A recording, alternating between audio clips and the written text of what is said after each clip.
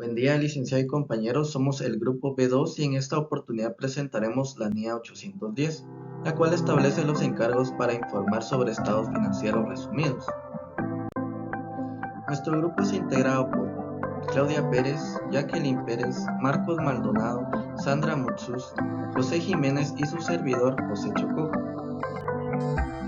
Iniciamos nuestra presentación mostrando la siguiente infografía de la mencionada NIA 810, en la cual como primer punto se presenta la introducción a la NIA, en la que se contiene su alcance, el objetivo del auditor con relación a sus responsabilidades mediante esta NIA, la fecha de entrada en vigor y una sección de definiciones con términos que se desarrollan a lo largo de la presente norma.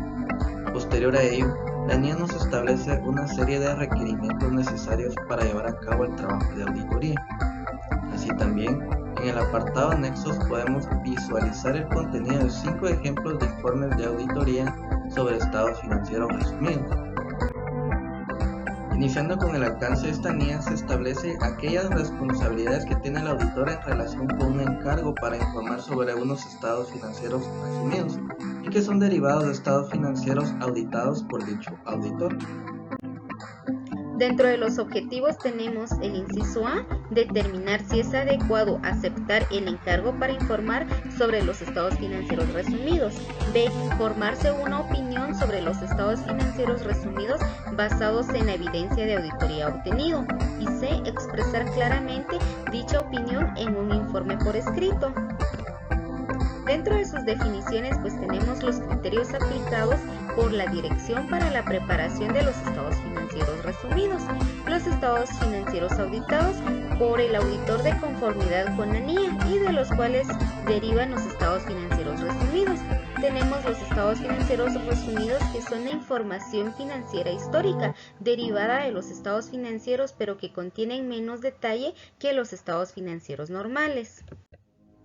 Tenemos los requerimientos. Acá entra la aceptación del encargo. El auditor únicamente aceptará el encargo para informar unos estados financieros resumidos y antes de aceptar determinará los criterios aplicados, obtener el acuerdo de la dirección, lo cual indica la preparación de los estados financieros, poner los estados financieros auditados a disposición de los usuarios y acordará con la dirección la forma de la opinión a expresar sobre los estados financieros.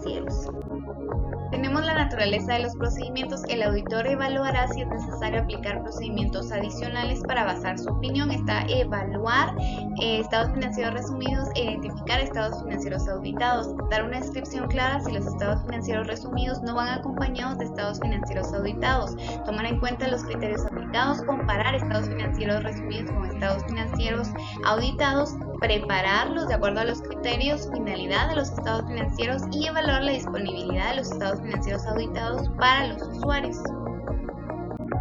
Tenemos también la forma de opinión. Cuando el auditor concluya que es adecuada una opinión no modificada sobre los estados financieros resumidos, debemos tener en cuenta en ambos estados financieros resumidos con estados financieros auditados la congruencia de los aspectos materiales y el resumen fiel de estos. Tomar en cuenta las disposiciones legales o reglamentarias de acuerdo al apartado 8 que ya vimos y evaluar si es posible que los usuarios malinterpreten la opinión del auditor. De ser así, se puede agregar una explicación adicional en el informe de auditoría.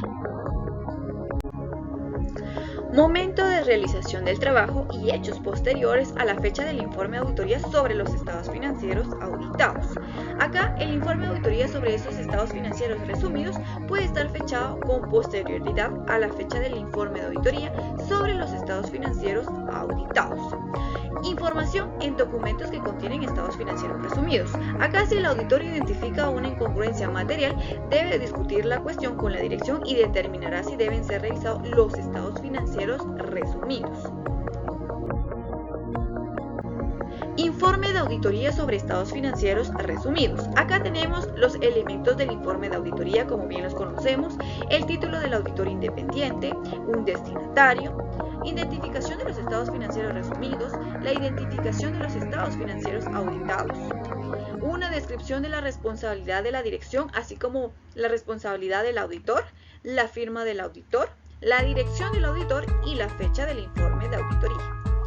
La referencia al informe de auditoría sobre los estados financieros auditados, que pueda tener una opinión con salvedades, un párrafo de énfasis o de otras cuestiones, la incertidumbre material que está relacionada en la empresa en funcionamiento, la comunicación de estas cuestiones claras y una declaración que describe una incorrección material que pueda permanecer sin corregir.